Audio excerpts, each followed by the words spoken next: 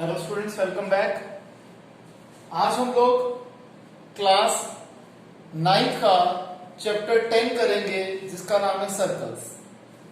इससे पहले वाली क्लास में हमने सर्कल से रिलेटेड जितनी प्रॉपर्टी थ्योरम्स थी वो सारी करनी थी। आज हम एक्सरसाइज शुरू करेंगे। सबसे पहले एक्सरसाइज 10.1। इसका जो क्वेश्चन नंबर 1 है ये फिलिंग द ब्लैंक्स है, ठीक है। तो आइए इसे समझते हैं। The centre of a circle lies in the dash of the circle. जो सर्कल का सेंटर होता है वो सर्कल के कहां पे लाई करता है? अंदर, यानी कि interior. Clear? Next, a point whose distance from the center of a circle is greater than the radius lies in the dash of the circle। अगर एक पॉइंट ऐसा है जिसकी सेंटर से दूरी जो है वो रेडियस से ज्यादा बड़ी है, तो ऑब्वियसली बात है वो पॉइंट कहां लाई करेगा? सर्कल के बाहर, यानी कि exterior of the circle. Longest chord जो होती है सर्कल की वो क्या होती है? डायामीटर होती है। हमने बचपन में ही पढ़ा हुआ है। Next, an arc is a dash when its ends are the ends of the diameter। एक आर्क सेमी सर्कल बन जाती है जब उसके एंड पॉइंट्स क्या होते हैं? सर्कल के डायामीटर होते हैं। Segment of a circle is the region between the arc and the chord of the circle. Segment वो पार्ट होता है जो कि कहां आता है बेटे? आर्क और कॉर्ड के बीच में आता है। A circle divides a plane on which it lies in 3 parts। Circle जो है प्लेन को डिवाइड करता है 3 पार्ट्स में। नेक्स्ट क्वेश्चन नंबर 2 है हमारा, ट्रू और false. The line segment joining the centre to any point of a circle is the radius. एक ऐसी लाइन सेगमेंट जो कि सेंटर को किसके साथ जोड़ती है? कोने के साथ जोड़ती है। वो क्या होती है? रेडियस होती है। बिल्कुल ठीक, ये ट्रू है। फिर a circle has only finite number of equal chords. एक सर्कल की कुछ लिमिटेड इक्वल कॉर्ड्स हो सकती हैं। गलत, बहुत सारी हो सकती हैं।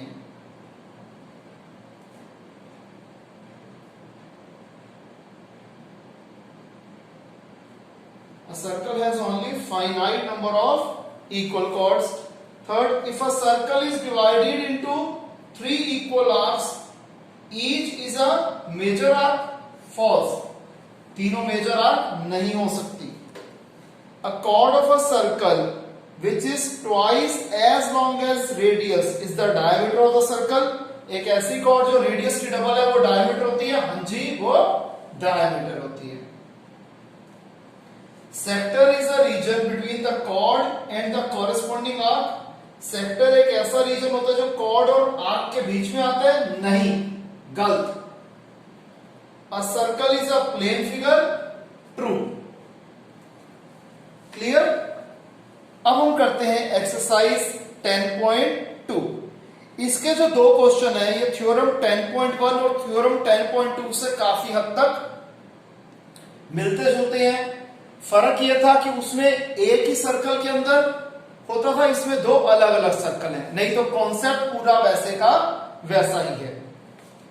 क्वेश्चन नंबर 1 में कहते हैं 2 सर्कल कॉन्ग्रुएंट हैं अगर उनकी रेडियस सेम है। ये तो हमें पता है कि अगर 2 सर्कल की रेडियस सेम होती है तो दोनों सर्कल कॉन्ग्रुएंट होते हैं।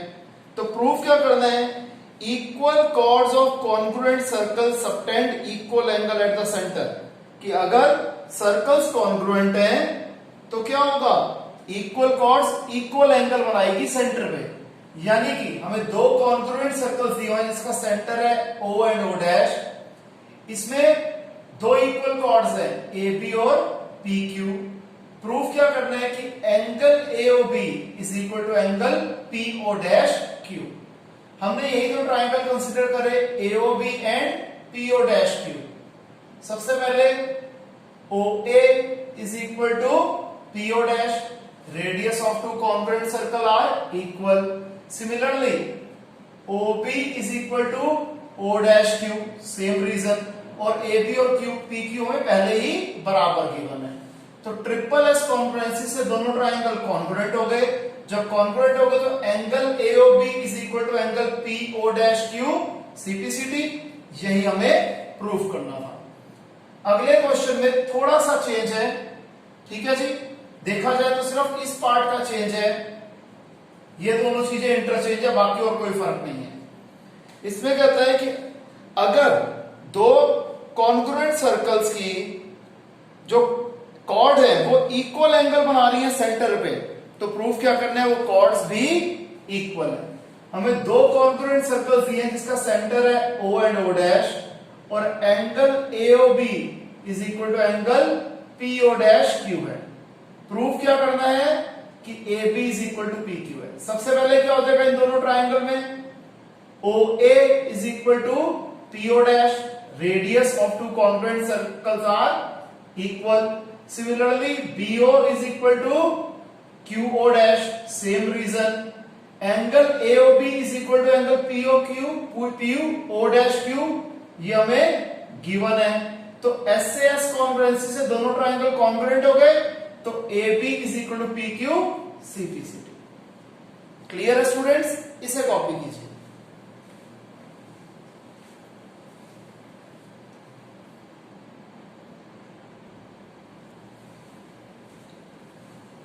तो आइए स्टूडेंट्स, अब हम करते हैं एक्सरसाइज 10.3। सबसे पहले क्वेश्चन नंबर 1 कहता है draw different pair of circles. हमें जितने तरीके के पेयर ऑफ सर्कल्स बन सकते हैं वो बनाने हैं, और बताना है कि उसमें कितने maximum number of common points हैं। ठीक है जी, सबसे पहले बताना है कि कॉमन पॉइंट्स इनके कितने हैं, और फिर maximum number of common points क्या है वो भी बताना है। मैंने 3 पेयर बना दिए सर्कल्स के। फर्स्ट में कोई भी पॉइंट कॉमन नहीं है, इस केस में 1 पॉइंट कॉमन है, इसमें 2 पॉइंट्स कॉमन है। This implies 2 is the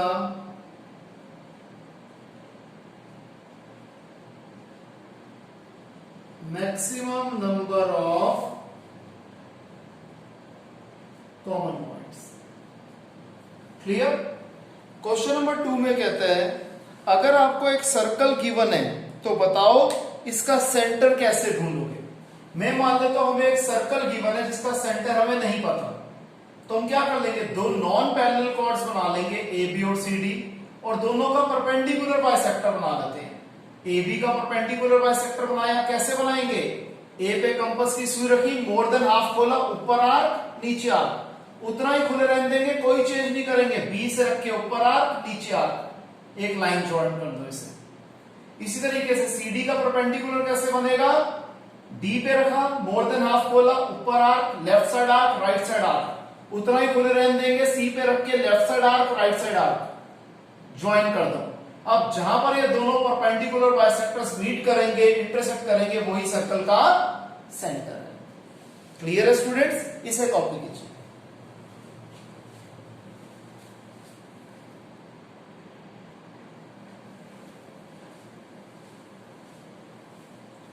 question number 3 कहता है अगर दो सर्कल इंटरसेक्ट करते हैं 2 पॉइंट पे, तो प्रूफ क्या करना है, इनके जो सेंटर्स हैं वो कहां लाई करेंगे, perpendicular bisector of the common chord पे लाई करेंगे।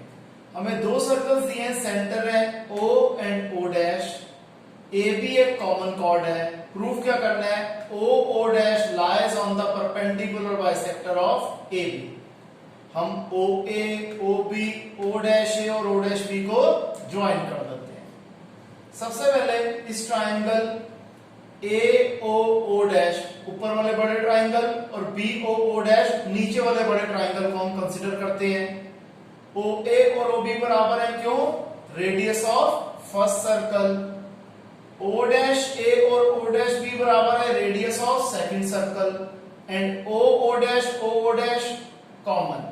ट्रिपल एस कॉन्ग्रुएंसी से दोनों ट्राइंगल्स कॉन्ग्रुएंट हो गए। जब कॉन्ग्रुएंट हो गए तो एंगल 1 और एंगल 2 बराबर हो जाएंगे CP/CP से। अब अपने छोटे ट्राइंगल लिए AOM and BOM। OA is equal to OB radius, OM common, और एंगल 1 और एंगल 2 को हमने बराबर अभी अभी प्रूफ करा था। तो एस से एस कॉन्ग्रुएंसी से दोनों ट्राइंगल कॉन्ग्रुएंट हो गए।